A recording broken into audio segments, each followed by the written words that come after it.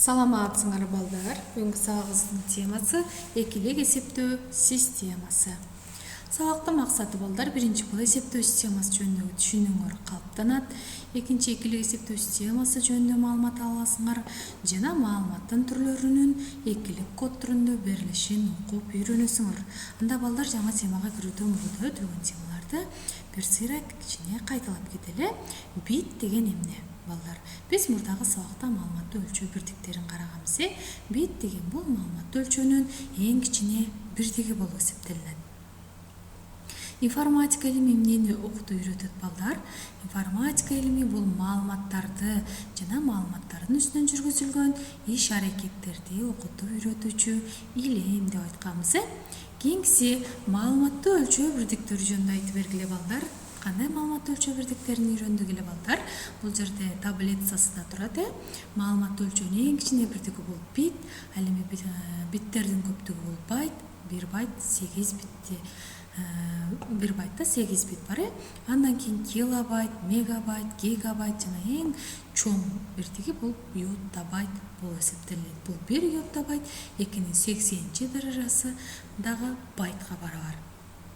Эми балдар силерден өтүлгөн темаларды сөзсүз кайталап койгонду унутпагыла. Анда бүгүнкү сабагыбыздын планы балдар, бүгүн демек экилик эсептөө системасы темабыз. Экилик эсептөө системасыны билүүдөн мурда биз эсептөө системасы деген эмне деген суроого жооп алышыбыз керек. Экинчи эсептөө системасынын түрлөрү бар. Үчүнчү ондук эсептөө системасы, төртүнчү экилик эсептөө системасы, бешинчи сабакты башката жыйынтыктайбыз. Жана ушул сабакта колдонулган түйүндүү терминдик түшүнүктөр. Анда биринчи план демек эсептөө системасы деген эмне балдар? Ушуга аныктама берели.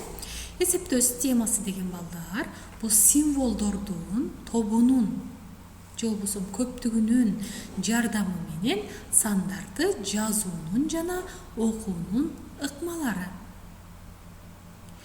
Ал эми ошол эсептөө системасынын алфавити болсо, ошол системадагы же болбосо ошол эсептөө системасындагы цифраларды белгилөө үчүн колдонулган символдордун жалпы жыйындысы. Балдар, бизге алфавит деген сөз тааныш. Демек алфавит кандайдыр тамгалардын жыйындысы, мисалы алфавит дейбиз. Демек бул эсептөө системасында колдонулган цифралардын жыйындысы бул эсептөө системасынын алфавити болуп эсептелет экен. Мисалы балдар, ондук эсептөө системасынын алфавити бул 0-дон 9-га чейинки цифраны өз ичине камтыйт. Азыр ондук эсептөө системасына дагы токтолобуз балдар. Эми эсептөө системасынын негизи деген түшүнүк бар балдар. Бул эсептөө системасында колдонулган цифралардын жалпы саны. Эми алфавити демек балдар эмне экен? Ошол эсептөө системасында колдонулган цифралардын жыйындысы болсо, ал эми негизи болсо, ошол цифралардын жалпы саны. Демек ал эсептөө системасынын негизи болуп эсептелинет экен. Мисалы, ондук эсептөө системасынын негизи 10-го барабар. Эмне үчүн? Себеби алфавитинде канча цифра колдонулат? 10 цифра колдонулат. Ошолордун жалпы саны бул эсептөө системасынын негизин түшүндүрөт. Түшүндүк балдар? Эми кийинки планга келели. Эсептөө системасы балдар эки чоң топко бөлүнөт. Биринчи бул позициялык эсептөө системасы. Экинчи позициялык эмес эсептөө системасы. Эми позициялык эсептөө системасы деген эмне балдар? Бул цифранын сандык мааниси жайгашкан ордуна көз каранды болгон эсептөө системасы. Эми карагыла, цифра менен сандын айырмасын билебиз, балдар. Сан цифралардан турат. Цифра деген ар бир ошол сандын белгилениши цифра болуп эсептелет.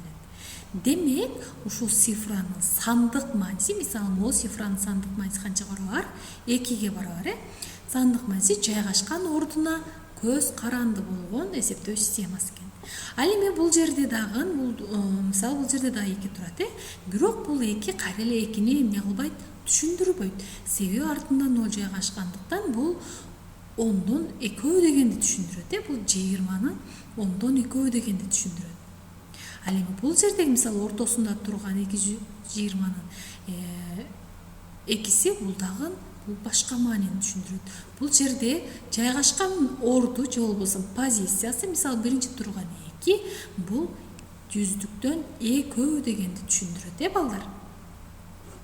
Ал эми позициялык эмес эсептөө системасы балдар бул цифранын сандык мааниси жайгашкан ордуна көз каранды эмес. Балдар биз римдик эсептөө системасы же болбосо рим цифраларын билебиз. Тарыхыңарда колдоносуңар. Рим цифрасында могул белги эмнени түшүндүрөт? 10 деген сандык маани түшүндүрөт. Эми карагыла, демек бул биринчидеги дагы турган ушул белги 10ду түшүндүрөт, бул дагы 10ду түшүндүрөт. Ал эми экөөнүн биригиши бул 10го 10ду кошуп койсок 20. Ал эми мунун биригишкендеги мааниси экөөнүн 20ны түшүндүрөт. Көрүңөр, бул ордуна көз каранды эмес. Кайсыл жерде же болбосо кайсыл орунда жайгашпасын, ошол эле маанини түшүндүрөт. Түшүндүк балдар? Бул эсептөө системасынын эки түрү бар экен демек. Анда үчүнчү планга келели балдар. Эми экилик эсептөө системасыны үйрөнүүдө ондук эсептөө системасында сөзсүз билишибиз керек болот балдар. Эми ондук эсептөө системасы деген балдар бул негизи 10го барабар болгон, демек алфавитинде 10 цифра колдонулат. Жана биздин турмушубузда, математикабызда колдонулган позициялык эсептөө системасы. Биздин математикабыз же болбосо эсептөөлөрүбүз бардыгы бул ондук эсептөө системасында жүргүзүлөт балдар. Эсиңерде болсун. Алфавити демек 0дон 9га чейинки цифралар. Бул жерде негизи 10го барабар болот, себеби бул цифралардын саны канчага барабар? 10го барабар. Түшүндүк балдар? Мисалы карагыла, 485 деген сан бул ондук эсептөө системасында. Кайсы эсептөө системасында билүү үчүн ал эсептөө системасынын негизин бул бурчуна төмөнкү индекска жазабыз балдар. 485 ондук эсептөө системасында. Себеби 485 деген санды түзгөн цифралар баары ондук эсептөө системасынын алфавитине кирет балдар. 746 дагы ушундай эле. Демек бул 746-ны түзгөн ар бир цифра ушул ондук эсептөө системасынын алфавитиндеги цифралар болуп эсептелинет. Түшүндүк балдар? Эми экилик эсептөө системасына келели. Эми экилик эсептөө системасы деген балдар бул негизи 2ге барабар болгон, демек алфавитинде 2 гана 0 жана 1 деген цифраны гана камтыган эсептөө системасы болуп эсептелет. Же болбосо муну компьютер тили деп да айтабыз. Ошол эле учурда экилик код деп да аташат балдар. Демек мында алфавитинде 2 гана цифра бар экен. 0 жана 1 деген. Ошондо негизи канчага барабар болот балдар? 2 эле цифра колдонулгандыктан негизи 2ге барабар. Эми экилик эсептөө системасы же болбосо бул компьютер тили же болбосо экилик код деп да айтылат балдар. Биз мурдагы сабактарда да айтканбыз, компьютер бардык информацияны өзүндө экилик код түрүндө сактайт деп айтканбыз. Үндүк информация болсун, видео информация болсун, же болбосо текст информация болсун, ушул информациялардын бардык түрүн компьютер өзүндө 0-1 түрүндө сактайт балдар. Аны үчүн 0-1 түрүнө коддоо процессинин негизинде 0-1 түрүнө өткөрүп, ошол түрдө сактайт. Аны жогорку класстарда коддоого да кененирээк токтолобуз балдар. Мисалы балдар, бул жерде экилик эсептөө системасына бир сан жазылды, демек төмөнкү индексине бул 2 деп жазылат. Эми ушул санды түзгөн ар бир цифра бул экилик эсептөө системасынын алфавитиндеги цифралар. Демек бул экилик эсептөө системасындагы сан. Жана бул да экинчи мисалдагы бул демек 0 жана 1лерден гана түзүлдү. Демек бул экилик эсептөө системасына мисал боло алат. Эми балдар, карагыла, турмушубуздан мисалдарды келтирели. Мисалы, лампочканын үйгүзүп өчүргөнүңөрдө 2 гана жооп болот, өчкөндө демек ал 0 дегенди түшүндүрөт. Ал эми күйгөндө бул ток бар дегенди же болбосо 1 дегенди түшүндүрөт. Ошол эле учурда ушундай бир 4 түрдүү сигнал 2 лампочка салынган болсо, демек мында эмне болот? Экөө тең өчүк дегенди түшүндүрөт 0. Ал эми болбосо оң жактагы лампочка күйүп турат, эми сол жактагы лампочка күйүп турат, болбосо 2 лампочка тең күйүп турат дегенди. Көрүңөрбү балдар, бул турмушубузда көптөгөн нерсе ушул экилик эсептөө системасында же болбосо 2 гана сигналдан 2 гана жоо болот. Же жок, же бар. Же 0, же 1 деген.